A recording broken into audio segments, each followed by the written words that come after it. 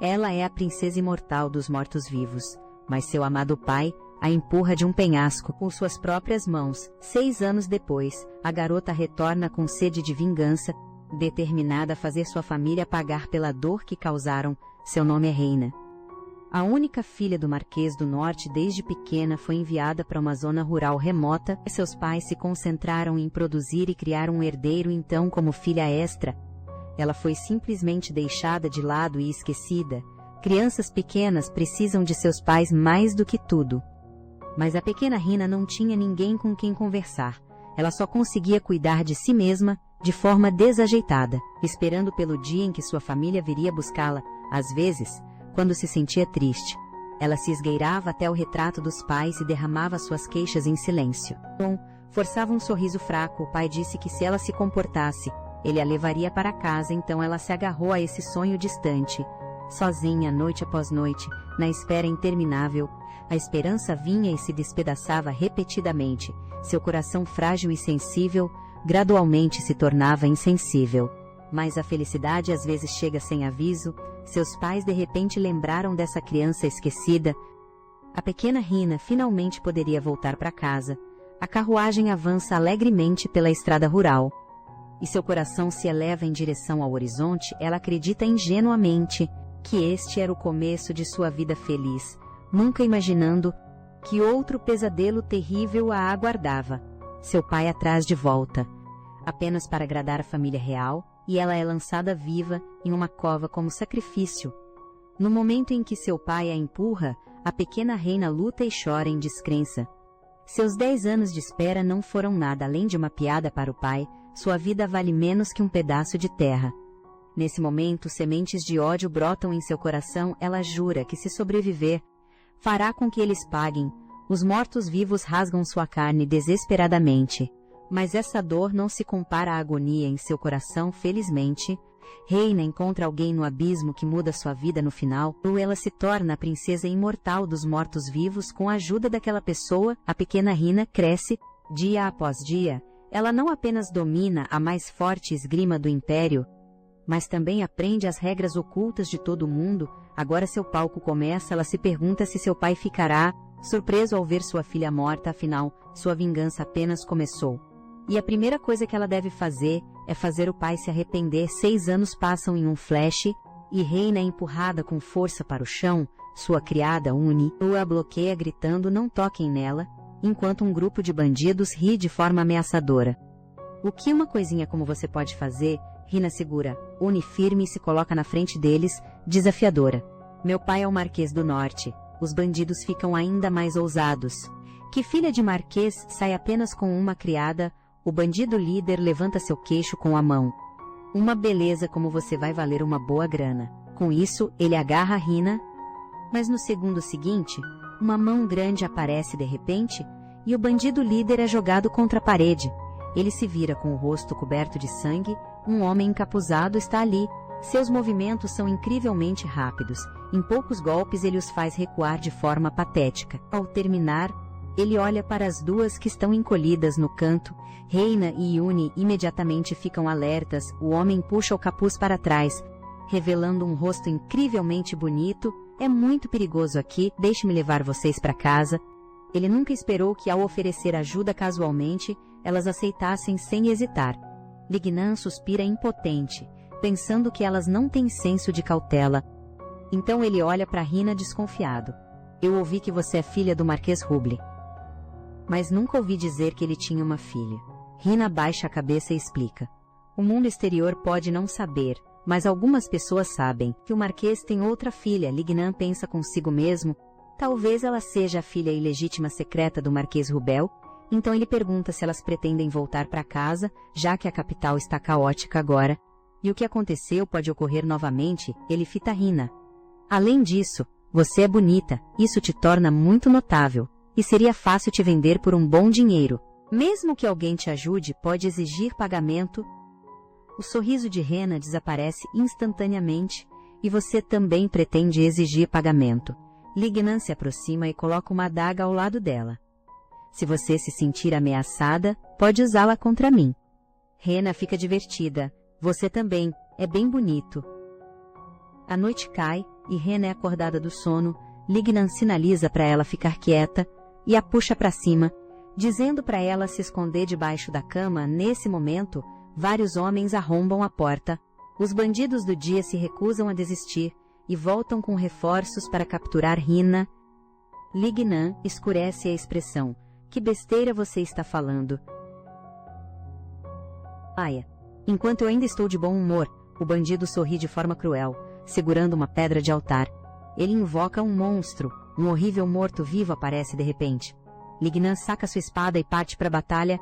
Após algumas trocas, Rina aparece de repente diante de Lignan, implorando para que eles parem de lutar. O bandido ri desdenhosamente. Garota jovem, há um limite para quão ingênua você pode ser. Os ingênuos são vocês. Não é tarde demais para parar agora. Essa violência é imperdoável. Antes que ela termine, o morto-vivo de repente avança contra ela. Lignan grita freneticamente para que ela desvie. No segundo seguinte, sua expressão muda drasticamente, porque Rina simplesmente balança a adaga levemente e corta a cabeça do morto-vivo. Sob os olhares incrédulos de todos, ela ri. Eu te assustei. É por isso que eu disse que vocês são os ingênuos. No segundo seguinte, a pedra de altar na mão do bandido se comporta de maneira estranha. Ele também cai sob uma maldição e se torna um morto-vivo, atacando seus companheiros indiscriminadamente. Mas Rina caminha em direção a ele sem medo. O morto-vivo percebe e a ataca imediatamente, mas ela o derruba em um movimento. Rina se vira para o homem restante. Então, por que você me provocou sem motivo? É perigoso. Então ela se agacha e pergunta como ele conseguiu a pedra de altar. Os outros dois tremem de medo. Sem ver resposta, a expressão de Rina se torna fria. Estou perguntando de forma muito educada. Eles imediatamente explicam em pânico que a encontraram. Então agora é minha. Nesse momento, Yuni sai debaixo da cama. Santra sorrindo astutamente. Ela extorque dinheiro deles. Aurora chega. Lignan está diante de Rina, perguntando, insatisfeito, se ela estava fingindo ser fraca antes. Rina insiste que não estava fingindo, apenas mantendo a etiqueta básica. Lignan a olha surpreso. Você chama isso de deixar aqueles bandidos te capturarem de etiqueta básica? Você precisa de defesa do lado. É uma demonstração de justiça. Claro, e nós coletamos uma pequena taxa de serviço no processo. Lignan acha isso absurdo. Isso não é apenas roubo. Rena baixa a cabeça, cobrindo o rosto de forma lamentável, protestando que ele está sendo muito duro. Lignan de repente percebe que ela nunca realmente deixou ele ajudar, lembrando como ele ofereceu a adaga por conta própria. Fica instantaneamente envergonhado porque é tão embaraçoso ver isso.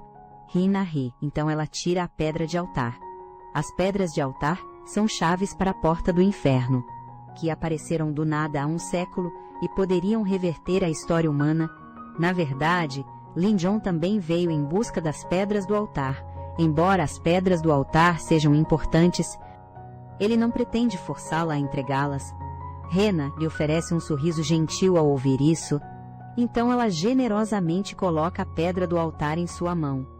Essa é sua gratidão sincera a uma pessoa bondosa. Eles sorriem um para o outro e concordam em se encontrar novamente no palácio. Em uma floresta próxima, soldados estão posicionados, e cavaleiros se alinham para saudá-lo. Sua Graça, descobrimos que Lignan é na verdade o nobre duque oriental. Como a pedra do altar foi encontrada, eles devem se preparar para seguir para o próximo local. Ao longo do caminho, o rosto de Rina preenche sua mente, e um sorriso involuntário surge em seus lábios. Ele pensa em como ela é uma garota estranha, parecendo inocente na superfície, mas age como uma bandida, enquanto também tem um senso de justiça. Como ela reagiria se soubesse que ele é o Duque Oriental, seu subordinado Deca? Vendo-o de bom humor, pergunta curiosamente se algo bom aconteceu. Lignan permanece em silêncio e então pergunta se o Marquês Rubel tem uma filha. Tem, mas ouvi dizer que a filha dele morreu há anos. Lembro que o nome dela era Rina. Lignan fica imediatamente chocado, então sorri. Ele pensou que ela era uma filha ilegítima, e uma ideia ousada lhe ocorre. Poderia ela ser um fantasma? Isso o deixa ainda mais interessado nela. Enquanto isso, Rena embarca em uma carruagem para o palácio e discute a identidade de Lignan com Uni. Uni se pergunta como Lignan ganha a vida, já que suas roupas parecem bastante desgastadas. Rina também não consegue adivinhar, mas talvez descubram quando se encontrarem na próxima vez. Uni pergunta curiosamente o que Rina dirá ao ver o Marquês no palácio. Primeiro, eu deveria perguntar como ele tem estado todos esses anos, então lhe darei uma chance de conquistar meu perdão. Logo eles chegam ao palácio. É grandioso e magnífico, cheio de vozes. Após apresentar o convite do palácio, são imediatamente conduzidos para dentro. Uni pergunta curiosamente se Rina quer ver o Marquês. Rina apenas baixa a cabeça e sorri. Como ele foi mencionado, ela irá ver o pai que a abandonou na infância, mas assim que se aproxima, ela para na porta. Mesmo ao declarar que é a filha do Marquês Rubel, ela só recebe uma carta de aviso. Rina fica em silêncio após ler, pois seu pai não quer vê-la. Mas ela ainda teimosamente quer confirmar pessoalmente. Nesse momento, o mordomo se aproxima no escritório. Rina pergunta gentilmente como ele tem estado, mas o mordomo a repreende por se passar pela morta. Rina se lembra do passado, descrevendo várias memórias da infância com o mordomo, mas o mordomo ainda não acredita nela. Talvez ele simplesmente se recuse a aceitar. Nesse momento, o servo chega com chá e petiscos. O mordomo muda de atitude de repente. Já que você está aqui, tome um chá antes de ir. Ele prepara o chá pessoalmente para Rina, mas na verdade, discretamente coloca veneno nele. Rina percebe o truque dele, mas não fica brava. Apenas levanta a xícara de chá com um sorriso frio. E se meu corpo aparecer diante de todos amanhã? O mordomo fica instantaneamente alarmado. O veneno foi descoberto, mas no segundo seguinte, Rina bebe o chá sem hesitar. Então se vira e sai. Assim que retorna ao quarto, ela corre até a pia e vomita violentamente. Depois desliza lentamente pela parede até o chão. Ela se acha ridícula por esperar que aquele pai cruel sentisse alguma culpa por ela. Uni lê a carta e fica indignada em seu nome. Então ela repreende Rina com raiva, por não cuidar de si mesma. Por que você bebeu isso sabendo que estava envenenado? Rina diz indiferente. Ele teve tanto trabalho, então eu bebi. Além disso, esse nível de veneno não vai me matar. Uni a olha com dor no coração. Embora não a mate, ela sabe que ainda causa dor. Ela se senta silenciosamente ao lado de Rina e gentilmente repousa a cabeça em seu ombro, tentando oferecer algum conforto. Tarde da noite, Rina acorda com uma dor intensa. Parece que ela não vai conseguir dormir esta noite. Ela se levanta e vai até a varanda. Do outro lado, um grande banquete está sendo realizado, iluminado brilhantemente. Seus olhos se abaixam enquanto ela de repente sente uma onda de solidão. Ela deveria estar entre eles, se ao menos o pai não a tivesse abandonado. No momento seguinte, ela salta da varanda e pousa levemente, caminhando em direção ao jardim. Um som suave vem de trás. Poderia ser um assassino. Ela se vira alerta e ataca. Mas a pessoa bloqueia com a mão levantada. Ao ver quem é, os olhos de Rina se arregalam de surpresa. É Lignan, a luz da lua. Ele está vestido elegantemente, os olhos dele cheios de alegria com o reencontro. Rina também exibe um sorriso genuíno. Olhando para o traje completamente diferente dele, ela provoca suavemente. Você parece uma pessoa diferente depois de apenas alguns dias. O olhar dela é tão direto. Lignan desvia timidamente os olhos e muda de assunto, perguntando se ela vai dar uma volta. Após receber uma resposta positiva, ele olha para ela e diz que ele também vai, mas pensando consigo mesmo que ela está de pijama de novo, se preocupando se ela está com frio ou se não quer que os outros a vejam assim. Ele tira o casaco e coloca sobre ela o casaco ainda quente do corpo dele. Faz Rina corar. Depois de fazer isso, Lignan de repente fica envergonhado. Suas bochechas ficam vermelhas enquanto seu olhar se desvia. Rina se diverte com a expressão dele. Lignan pergunta de repente se ela viu o pai dela. Ouvi dizer que você foi barrada na porta. Rina acena com a cabeça calmamente como se não importasse, mas ele não entende. Por que ela insiste em ver o Marquês Rubel? Rina suspira. Parece que você está bem interessado nos meus assuntos, mas não mencionou os seus... Lignan explica imediatamente, nervoso, que ele é do leste, enquanto o pai dela é do norte, e leste e norte não têm um bom relacionamento.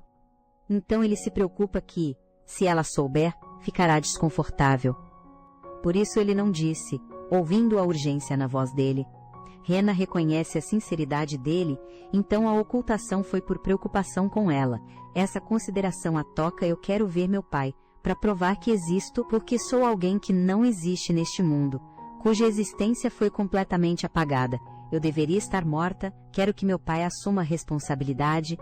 É por isso que estou procurando por ele, mas nem mesmo consegui ver seu rosto. Lignan observa suas costas. Achando incrível, costuma-se dizer que os gentis são ternos e os fortes são severos. No entanto, Reina possui um coração terno, junto com uma vontade forte e inabalável. Ele faz um convite: se o Marquês Rubel não te reconhecer, você pode vir para o leste. Ouvindo isso, combinado com a forma como ele entra e sai do palácio livremente, Reina adivinha sua identidade. Da próxima vez que eu te ver, devo te chamar de Vossa Graça. Lignan fica um pouco envergonhado por ser exposto, Luceno pensando que ela é realmente perspicaz, então ele pergunta a Rina como deve chamá-la da próxima vez que se encontrarem. Ela sorri: apenas me chame de Rina. Lignan, vendo o sorriso brilhante dela, não consegue evitar de desviar o olhar timidamente, constrangido em socializar, mas finalmente consegue. Eu geralmente gosto de passear à noite. Rina ri disso: que coincidência! Eu também adoro caminhar à noite.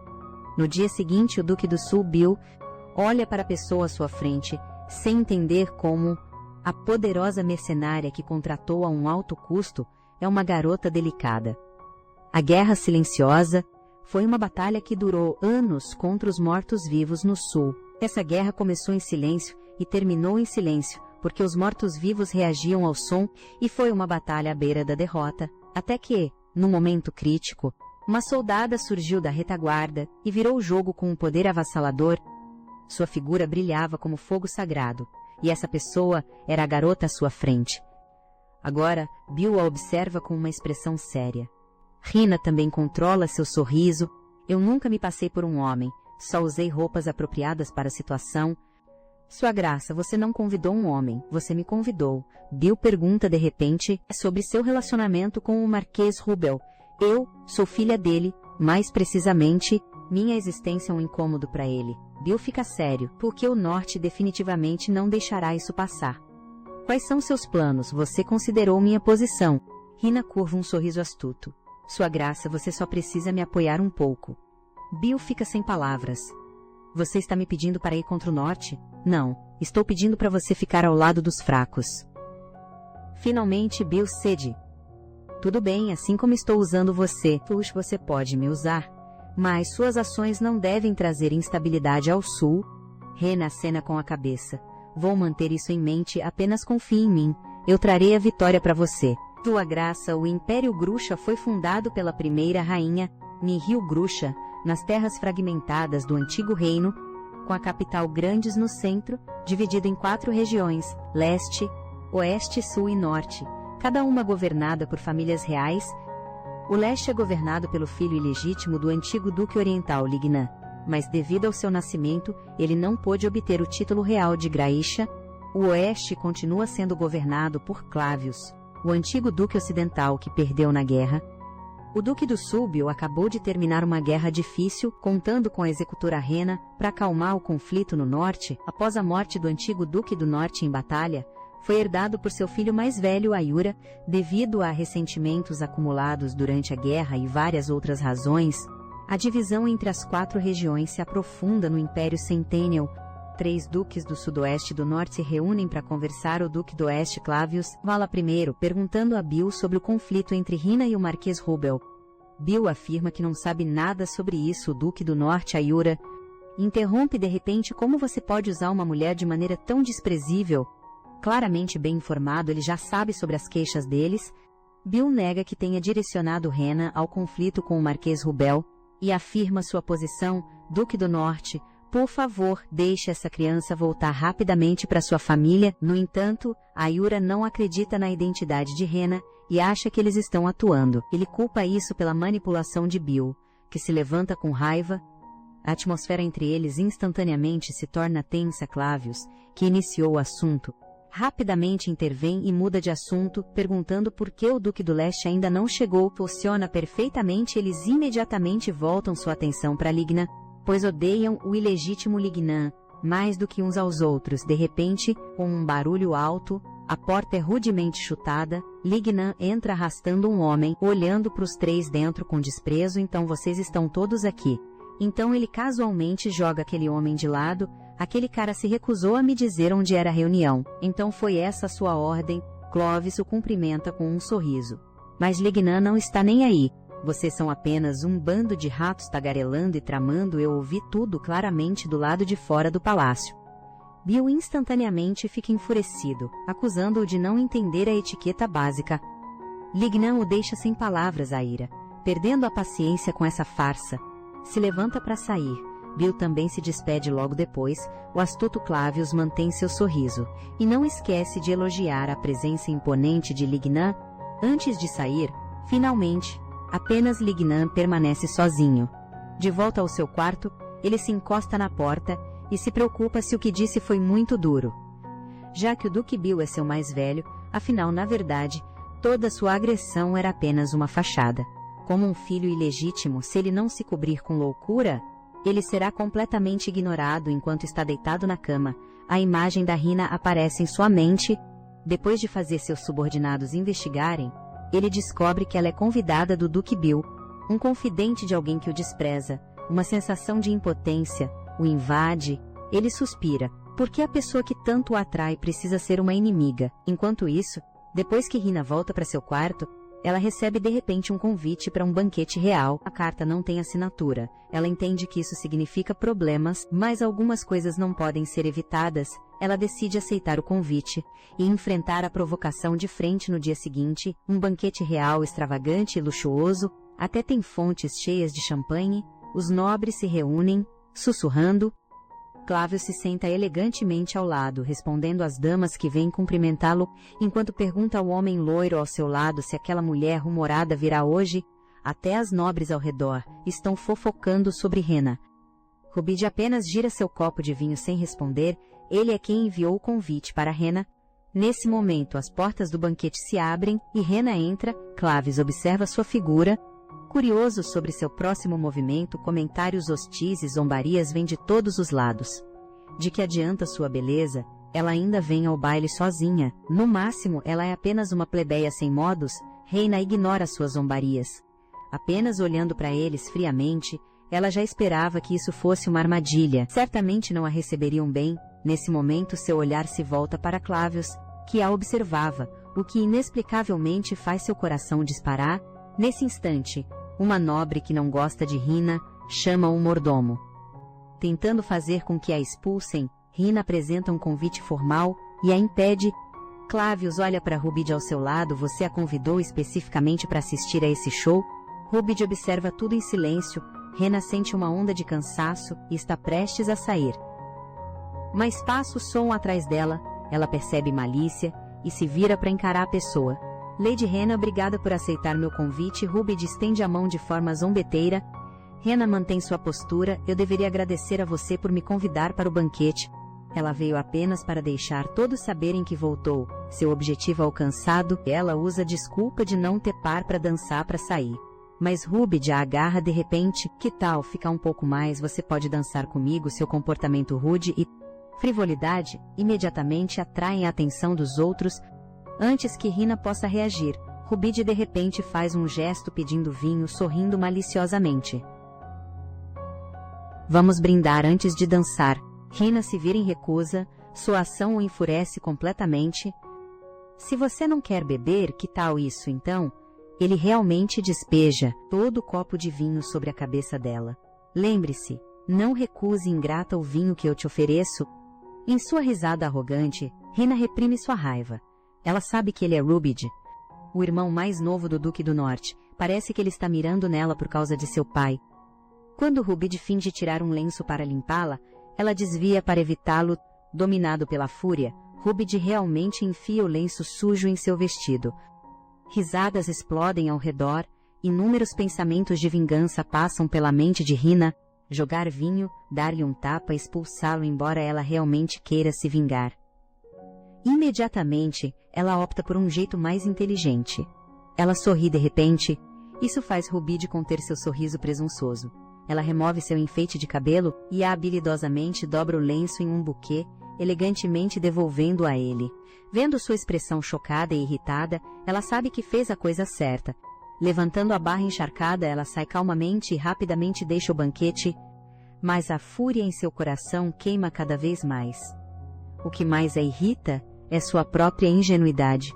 Ela se diz que deve se acalmar e sair imediatamente, não se rebaixar ao nível de um canalha e deixar o dia terminar aqui, mas não, absolutamente não, ela não pode deixar aquele cara desprezível escapar assim. Vendo seu retorno coberta de sujeira, Yuni corre até ela, perguntando o que aconteceu. Rina não tem tempo para explicar, apenas pede para trazer seu uniforme. Ela estava errada desde o começo, lutando com um cachorro louco, como poderia usar um vestido? Enquanto isso, Clavius ainda lamenta hipocritamente pela pobre senhora Rina. Rubide o olha de lado. Você nem a conhece porque a chama de senhora Rina é nojento. Davis ignora completamente sua grosseria e continua. Que humilhação para ela, afinal, ela se arrumou para ir ao banquete. Nesse momento, uma comoção de repente rompe à frente. Reina retorna agora em seu uniforme, ela caminha diretamente até Rubide. Olhando para baixo para ele, pergunta, vamos dançar? Rubide finalmente a reconhece. Como a mulher com quem ele acabou de brincar. Sem esperar por sua resposta, Reina agarra seu pulso e o puxa com força. Arrastando para a pista de dança, vamos começar aqui, claro. Mesmo que você não queira, você precisa dançar. É a minha primeira vez em um evento assim, então, eu não consegui te acomodar direito antes. Se você tivesse dito que gostava de algo mais selvagem desde o começo, eu teria aceitado de bom grado. Rubide luta contra seu aperto, mas é completamente impotente. Para sua incredulidade, ele se vê dançando ao som dela. Rina diz de repente em um tom baixo, vamos nos reconciliar, brigar só vai nos machucar. Vamos dar um passo para trás. Mas, claramente, o forte orgulho de Rubide não permite que ele aceite a reconciliação. Vendo sua recusa em responder, Reina de repente acelera sua dança, levando-o até a beira da fonte. Nesse caso, ela terá que soltar. Rubide mostra uma expressão incrédula, caindo em direção à fonte um momento depois. Ele é segurado por Rina com um braço em volta da cintura. Naquele momento de contato visual, ele percebe que ela não é a frágil ovelha que pensava, mas uma fera mostrando suas garras, mas, como alguém destinado a ser superior, ele nunca sofreu tal humilhação. Ele ameaça Rena em voz alta que, se ela se atrever a soltar, ele a matará. Rena sorri e o ajuda a se levantar, fazendo uma reverência respeitosa. Claro, não poderia realmente soltar e deixar você cair na água. Foi um prazer dançar com você. Rubide ouve suas palavras, primeiro surpreso, depois fica ainda mais furioso, levantando a mão para atingi-la, mas Rena facilmente bloqueia, zero remorso até o fim. No segundo seguinte ela o atinge com um tapa. Assistindo cair na piscina, ela diz sarcasticamente, finalmente, estoure o champanhe que todos estavam esperando, embora o rolha tenha sido você. Sua Alteza. Aplausos ecoam de repente pelo salão silencioso. Cleves ri e aplaude, é apenas um bom entretenimento que lhe trouxe prazer. De repente, um som elétrico estalante vem da fonte, e a água começa a ferver. Rubide bate a palma para baixo com um estrondo tremendo. A água espirra, e o chão se racha. Rina desvia ágil. Percebendo que esse é o poder do norte, Claves observa tranquilamente do lado, parece que você realmente irritou nosso príncipe. Rubide se levanta lentamente, sua fúria no auge, relâmpagos estourando ao seu redor, a origem de seu poder. Remonta a queda do reino Graxa, há 100 anos, em um dia. A porta do túmulo se abriu de par em par, os mortos-vivos invadiram o mundo e atacaram os humanos, causando inúmeras vítimas enquanto todos esperavam em desespero pela morte. Nihil, a última linhagem do reino Graisha, voltou do túmulo com poder sagrado, ou ela salvou o mundo com o poder que ganhou. As pessoas chamavam esse poder de poder celestial. Ela então dividiu o império em 4 partes, confiando-as a seus parentes para governar, e concedeu o poder celestial aos 4 governantes. O que Rubik exibe é o poder celestial, exclusivo da família real do norte Thunderlight. Ele grita loucamente para Rena, determinado a arrancar um dos olhos dela. Rena apenas ri com desprezo. Ela está pronta para contra-atacar de frente, mas então uma voz familiar soa atrás dela. Para sua surpresa, é o Marquês Rubel, o pai frio que a abandonou por status, mas ele nem a olha, em vez disso caminha direto em direção a Rubel. Reina chama instintivamente por pai, mas ele a corta friamente. Seu olhar sinistro não se dirige à própria filha, mas examina um monstro que deveria ter morrido há muito. E nesse momento, Reina congela, parada, sem saber o que fazer, nem mesmo a humilhação que Rubide lhe causou a faz voltar à realidade. Uma dor aguda irradia de seu ombro, mas ela se acha ridícula. Como ela ainda poderia ter esperança, por aquele amor paternal risível, ela deveria ter percebido tudo isso, quando seu pai ordenou ao mordomo que a envenenasse dentro do palácio do Duque do Norte. Rubide apoia o queixo em uma mão, descontente, perguntando ao Marquês Rubel sobre sua relação com Rina. Ela realmente não é sua filha. Vocês se parecem bastante. O Marquês Rubel nega friamente. Minha filha está morta. Ela é apenas uma fraude explorando minha fraqueza. Embora impaciente, Rubide não pressiona mais. O Marquês Rubel muda de assunto a tempo. Sua Alteza, obrigado por puni-la por mim. Rubide se vira com desgosto. Pare de me bajular, eu detesto isso. Antes que ele termine, o Marquês Rubim interrompe. No entanto, seus métodos foram um tanto inelegantes, danificando a dignidade real. Justo quando Rubide está prestes a repreender sua insolência, ele muda de assunto novamente. Mesmo assim, sou muito grato por você ter ficado do meu lado claramente. O temperamental Rubet é ingênuo e completamente alheio ao seu escárnio. De qualquer forma, quem sabe onde aquelas pessoas do Sul encontraram uma mulher assim, Marquês Rubel? Aproveita a oportunidade para desviar a culpa para o Duque do Sul, insinuando que ele se tornou menos sábio. Depois de perder todos os filhos na guerra, tornando-o vulnerável a mulheres ardilosas, ele oculta o cálculo brilhando em seus olhos, zombando silenciosamente de Rubide como um príncipe ingênuo. Sem nenhum guarda, aquela criança é minha própria filha. Enquanto Lignan está sozinho no jardim, pensando no tremor do palácio mais cedo, ele percebe imediatamente que tal perturbação só poderia vir do poder celestial, mas esse poder, destinado aos campos de batalha, está sendo usado de forma imprudente no palácio. Só aquele idiota do Rubide faria algo tão estúpido. No entanto, ficar aqui esperando sem rumo por horas o faz se sentir mais como um tolo neste momento. A tão esperada voz finalmente soa por trás. Você também está aqui. Ele se vira rapidamente, e como esperado, vê Rina caminhando em sua direção. Mas, ao contrário de antes, hoje ela veste o uniforme do norte. Ligna pergunta curioso se ela participou de algum evento, mas vê seu semblante franzido sem responder. Vamos falar sobre algo interessante. Só agora, Lignan percebe o cansaço não disfarçado. Entre suas sobrancelhas ele aperta o punho, mas hoje deve terminar o relacionamento com ela. Afinal, seus acampamentos se opõem um ao outro, e como governante do leste, ele não deve ser indeciso. Vendo seu silêncio, Rina quebra a tensão primeiro. Você esteve esperando aqui por mim? Lignan se levanta e caminha em direção a ela. Sim, estive esperando por você, porque sinto que precisamos nos despedir. Rina o olha questionando, ele baixa a cabeça evitando seu olhar. Após um momento, ele a olha diretamente. Não vou mais sair para passeios.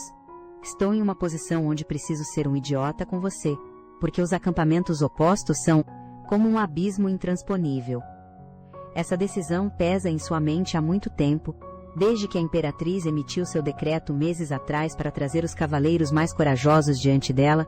Seus destinos estavam selados, e Reina pertence ao acampamento do Duque do Sul. Quando a Imperatriz ordena a expansão do Império, o leste antagonista, sul e norte inevitavelmente colidirão. Portanto, ele e Reina estão destinados a serem inimigos. Após Lignan pronunciar essas palavras, Reina baixa a cabeça em silêncio. Isso não vai funcionar, Lignan. Se você tentar ser tímido, só me faz querer te provocar mais. O rosto de Lignan instantaneamente se ruboriza. Reina o empurra para uma cadeira. Isso é comum entre os homens da realeza. Aquele príncipe do norte também é um mestre em fazer-se de difícil.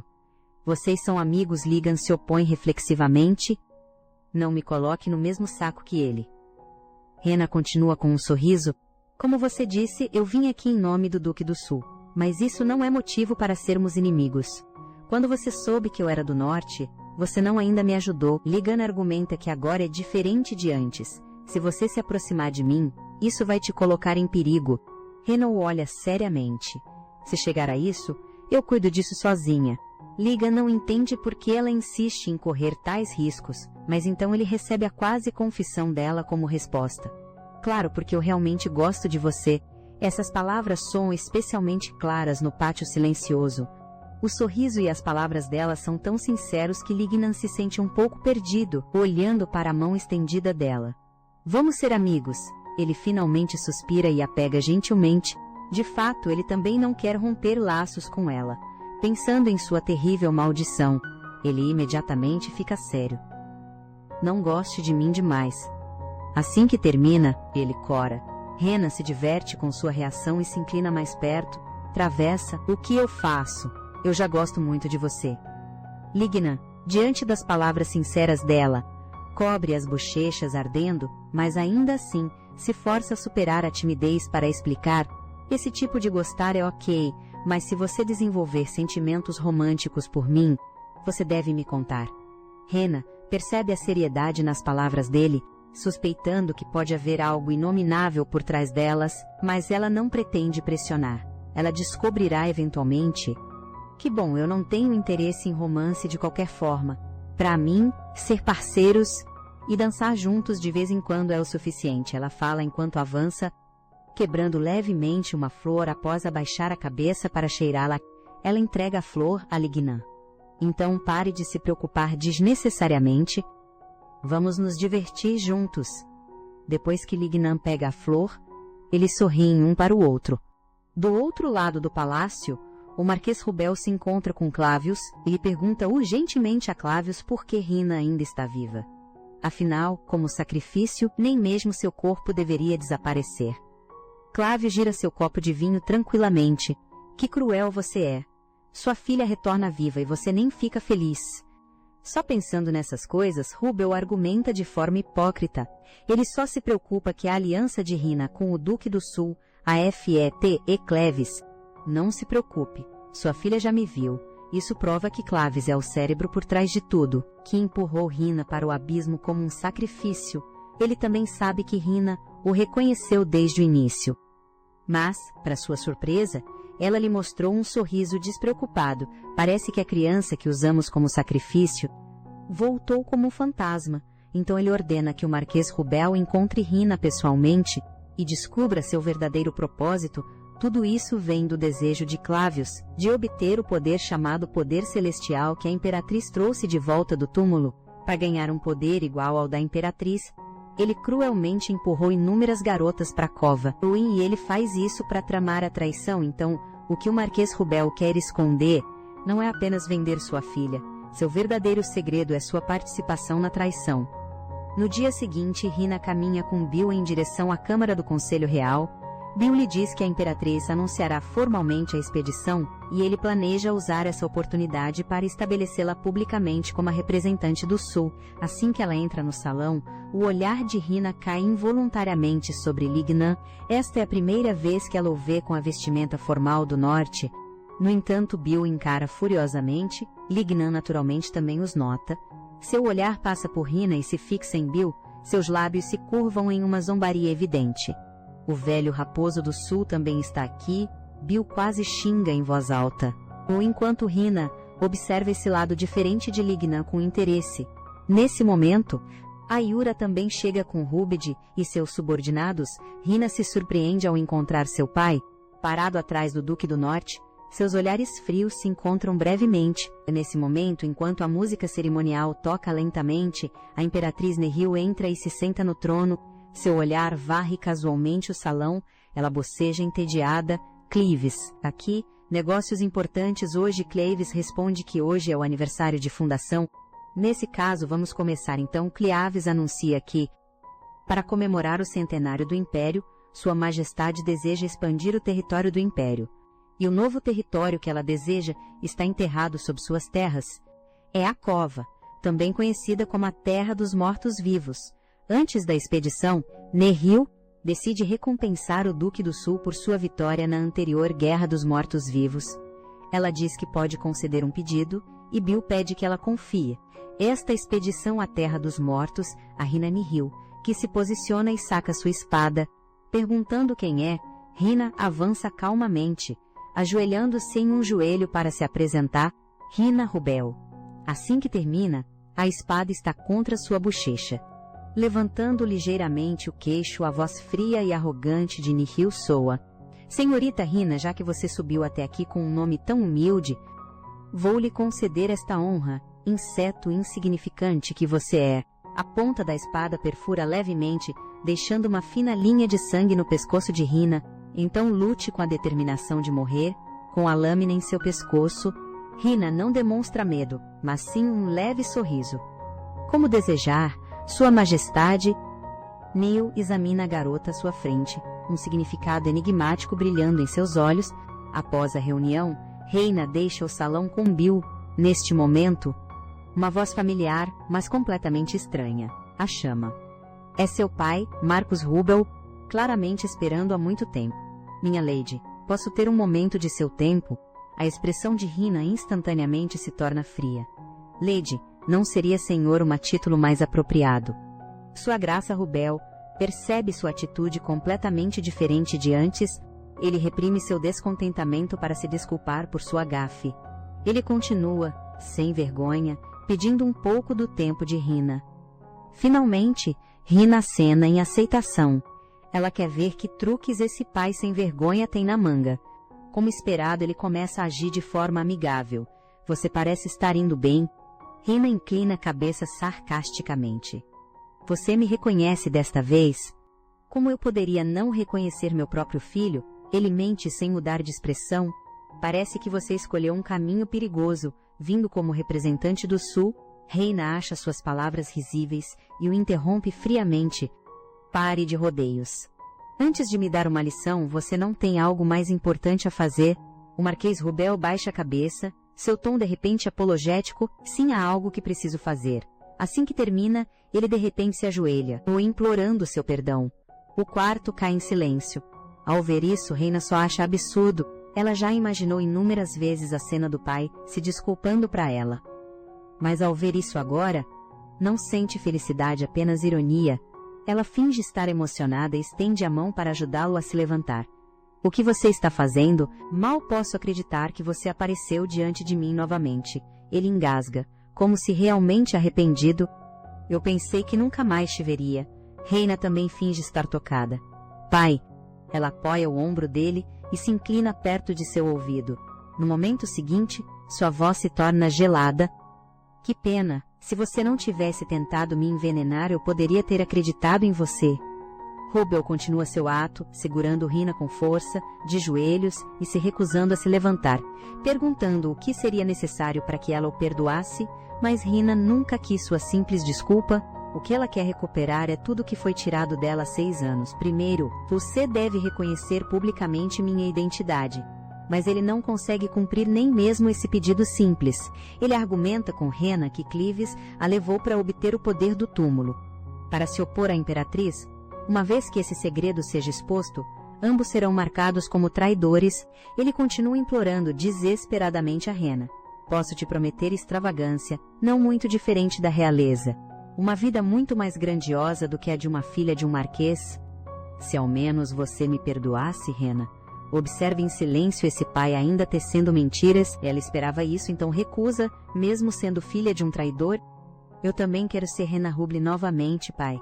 Você com certeza quer se livrar de mim, não quer? Só agora Rubel percebe completamente que ela não é mais aquela criança ingênua, fácil de enganar. Ele não pode mais usar o afeto familiar para influenciar suas escolhas. Finalmente, ele abandona toda a pretensão. O que você quer? Rina olha para esse homem cego pela ambição, pegando a faca de mesa, colocando-a em sua mão e apontando a lâmina para si mesma. Vou te dar uma chance antes de conquistar o túmulo. Tente se livrar de mim completamente durante esse tempo. Eu não vou retaliar nem te expor, mas se você falhar... Ela de repente aponta a lâmina afiada para ele. Então eu mesma vou te matar. O Marquês Rubel nunca sentiu tanto terror. Justo quando ele está prestes a desmoronar, Reina retira a faca. Mas se você estiver disposto a me reconhecer antes, então eu te perdoarei. Marquês Rubel respira um pouco mais aliviado. Pelo menos ele está temporariamente seguro. Sua mente corre matar, ser morto ou confessar. A situação escapou completamente do seu controle. Relutante em desistir, ele pergunta a Hina se isso deve chegar a esse ponto. Ou relutante em desistir, ele pergunta a Hina se é assim que deve ser. Hina não responde, preferindo perguntar a ele que direito ele tem de dizer algo assim, depois de empurrá-la para a cova e então envenená-la novamente. 6 anos atrás, ela foi enviada de volta à realidade da cova. Sua experiência na cova superou em muito o que sua jovem mente poderia compreender. Seres aterrorizantes e mortos-vivos se escondiam lá. Uma atmosfera sinistra permeava o lugar. Ela foi chamada de noiva por um estranho homem bestial. Tudo que se seguiu foi como um pesadelo despedaçado. Quando ela recuperou a consciência, se encontrou sozinha em uma rua à noite. Logo, um homem mau a mirou e a vendeu, em meio a olhares maliciosos. Ela chorou, afirmando que era uma nobre, e implorando para que a deixassem ir. Uma mulher tatuada ficou curiosa e disse que ela precisava provar sua identidade. Hina escreveu de memória um poema que havia lido, pois apenas nobres e poderosos podiam estudar. Seu sonho frio em uma noite de verão, a mulher leu o verso que Hina escreveu, sorrindo de forma sinistra.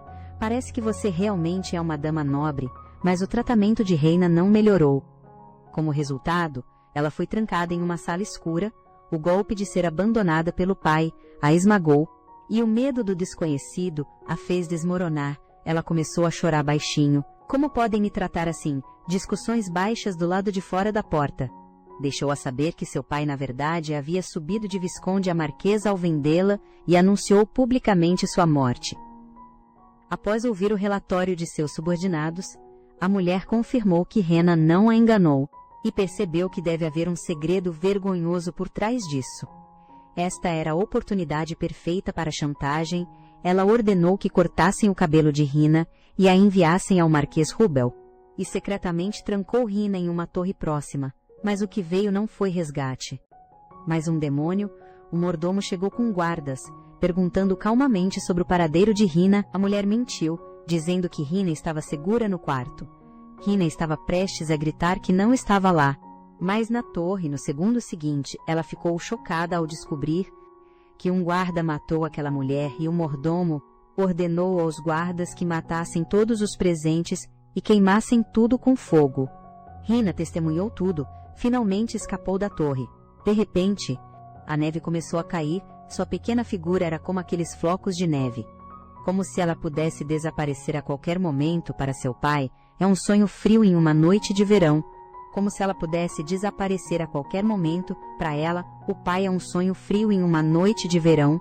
E agora esse pesadelo precisa acabar. Ela está prestes a voltar para aquele lugar, que logo se tornará um campo de batalha, a sepultura, que guarda toda a sua infância. Enquanto isso, Yuni espera sozinha no quarto por Hina, refletindo que em apenas 3 dias no palácio, Hina passou pela experiência de ser envenenada pelo pai, a humilhação de ser molhada com champanhe, publicamente pelo príncipe do norte no baile. Embora Hina tenha feito ele pagar na hora, ela ainda não consegue deixar de se preocupar se algo mais vai acontecer com Hina hoje. Justo quando ela se preocupa, a porta se abre, vendo Hina a salvo, e ela se sente aliviada. Hina conta o que aconteceu durante o dia. Pensando que seu pai pode mirar nas pessoas ao seu redor, ela lembra Yuni, para ter ainda mais cuidado. E não é que, logo em seguida, Yuni encontra um mordomo. Enquanto isso, após o aniversário da fundação, o exército imperial se reúne no Palácio do Yong. Este lugar foi uma vez o centro do reino Graisha, há um século. Agora em ruínas, Lavis está conduzindo a mobilização pré-batalha. Representantes dos 4 acampamentos se reúnem aqui.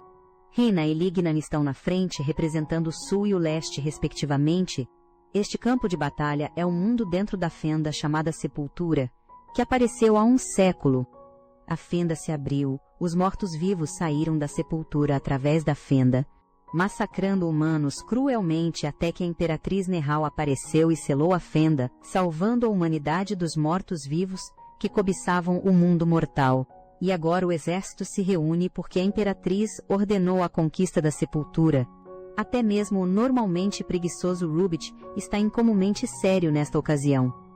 Clavius usará as pedras de altar coletadas anteriormente para reabrir a fenda aqui. Habilidoso em unir corações, Ele usa palavras para inspirar os soldados a avançar para a batalha e dar suas vidas pela imperatriz. Ao terminar, ele saca uma adaga e corta a palma. O sangue jorra, preenchendo as lacunas entre as pedras de altar, com uma luz ofuscante e um som ensurdecedor. Seu rosto começa a distorcer violentamente. O portão da sepultura se abre lentamente, revelando uma cena infernal. Os mortos-vivos com rostos hediondos saem continuamente. Reina saca sua arma e entra em combate, observando sua figura ágil se mover entre os mortos-vivos. Onde sua espada brilha, os mortos-vivos caem, o que faz as pessoas se perguntarem como ela sobreviveu na sepultura quando era criança. Justo quando ela puxa sua espada da cabeça de um morto-vivo, uma intensa intenção de matar vem de trás. Ela balança sua espada sem hesitar e se vira. Os mortos-vivos atacantes são rapidamente eliminados com facilidade. Rena lida com isso sem esforço, parecendo até acostumada com cenas assim. Lignan comanda a batalha, liderando metodicamente seus subordinados para enfrentar os mortos-vivos que estão logo ali. Rubit também libera um poderoso raio, fazendo os mortos-vivos ao redor desaparecerem. Rena luta enquanto observa toda a situação do campo de batalha. Ela ocasionalmente resgata soldados que perderam a capacidade de lutar. De repente, um gigante morto-vivo voador aparece, indo direto em direção a Bill. Devido ao retrocesso do poder celestial, Bill não consegue mais usar seus poderes, e Rina está longe demais para ajudar a tempo no momento crítico. Com um som tremendo e uma energia negra, Lignan já prendeu o morto-vivo com força no chão. Antes de ir, ele não se esquece de zombar de Bill ao encontrar o olhar de Rina. Eles acenam um para o outro, entendimento enquanto o último morto-vivo cai. O caminho para o túmulo se abre oficialmente. Clavius anuncia que até o fim da expedição, os 4 acampamentos se revezarão na guarda do portão, para evitar que o Rei dos Mortos-Vivos apareça. No mundo real, a expedição está marcada para daqui a 10 dias. Com o objetivo de conquistar a coroa dos mortos-vivos, após limpar o campo de batalha, Lignan está prestes a sair quando uma voz extremamente arrogante soa atrás dele. Pare, seu vira-lata. É Rubid que usa seu status real para pressionar Lignan. Ele chega a fazer a absurda exigência de que Lignan se ajoelhe e se curve. Infelizmente, a diferença de altura faz com que sua ameaça perca força. Lignan lança um olhar frio para Rubid. Após um momento, ele se vira e diz: "Não quero falar com um idiota." Isso enfurece completamente Rubid, que berra furiosamente que Lignan é apenas um escravo de origem baixa. Como ele se atreve a ignorá-lo? É claro que suas palavras provocam Lignan, o que deixa Rubid ainda mais satisfeito. Ele continua insultando Ladra como o cachorro que você é. Você acha que fala nossa língua? Agora você é um de nós, mas é só um baixo. Mestiço oriental. Lignan olha para Rubid com um olhar sombrio. Cuidado com o que diz. A tensão entre eles aumenta, prestes a explodir. Rina avança para apaziguar a situação. Duque Lignan, um Turner. Sua aparição imediatamente alivia a atmosfera tensa. Ela sorri para Lignan e se apresenta. Prazer em conhecê-lo, sou Rena Rubli do Sul.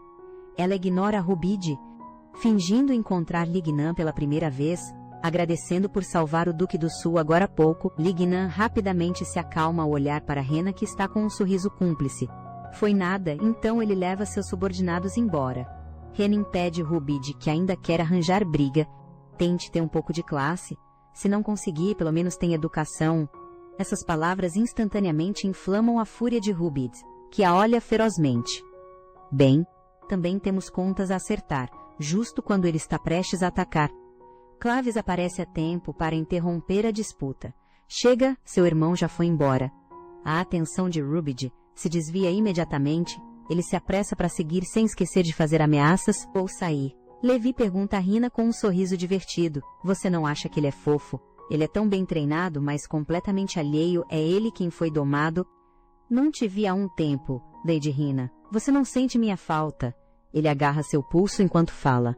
Rina pede educadamente para ele soltar. Clavius não só não solta, como intensifica. Se você odeia, me empurre para longe. Vendo isso, a expressão de Rina escurece. Eu me contive de agir só porque poderia te machucar.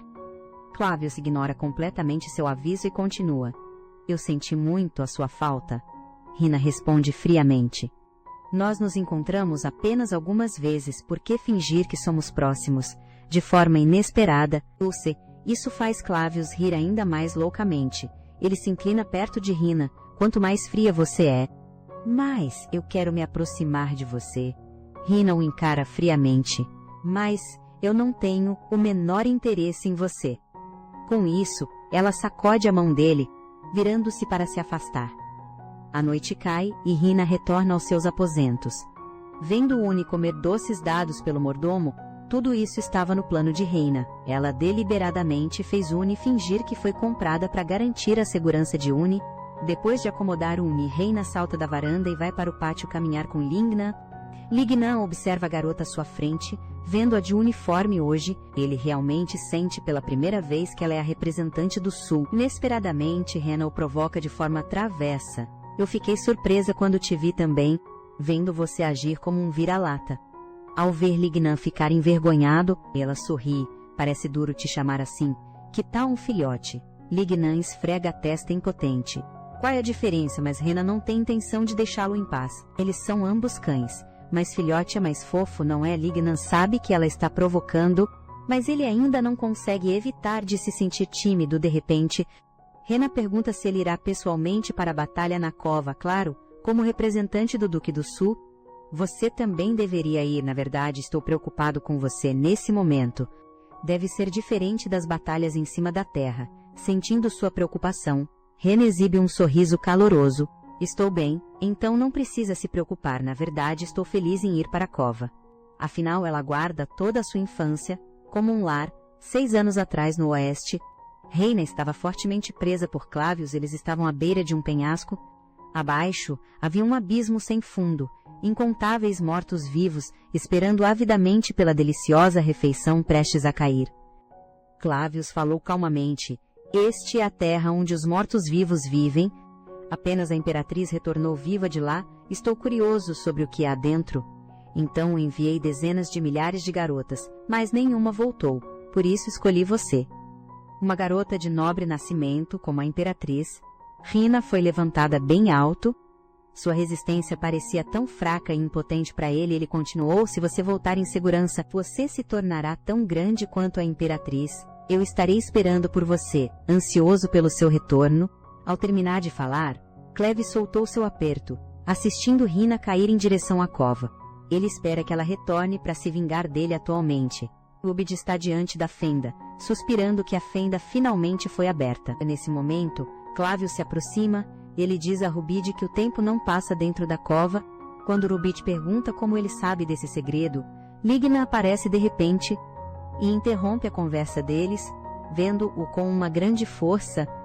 Rubid imediatamente fica alerta, acusando-o severamente de ser o tempo da guarda do oeste. Clavius explica que Lignan só quer entrar na cova para inspecionar a situação. Rubid olha para Lignan com ressentimento, assistindo-o entrar na fenda sozinho. Ao entrar na fenda, Lignan sente o ar rarefeito e o céu escurecer. Até sua pele parece ardente, mas o anel prateado em sua mão não mostra reação. De repente, uma perturbação vem de trás. Ele rapidamente puxa as rédeas e desvia para o lado. Um raio passa perto dele. É Rubid que seguiu. Seu conflito está prestes a explodir. Enquanto isso, Rina pergunta a Bill por que suas forças são tão fracas. Bill baixa a cabeça em silêncio. Após um longo momento, ele explica com dificuldade que os cavaleiros sobreviventes ficaram todos no sul.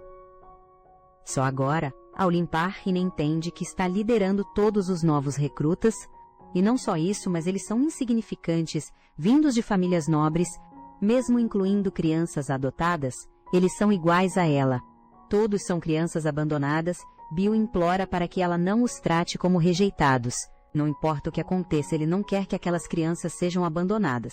Por isso nomeou Rena como comandante do Sul, porque ela é a única em quem ele pode confiar. No fim, suas circunstâncias semelhantes fazem Rina decidir aceitar essa responsabilidade, mas quando ela chega ao campo de treinamento, é recebida com dúvidas. Eles exigem que ela renuncie ao cargo de comandante, citando sua juventude e o fato de ser mulher. Rina ri disso. E daí, se eu sou mulher,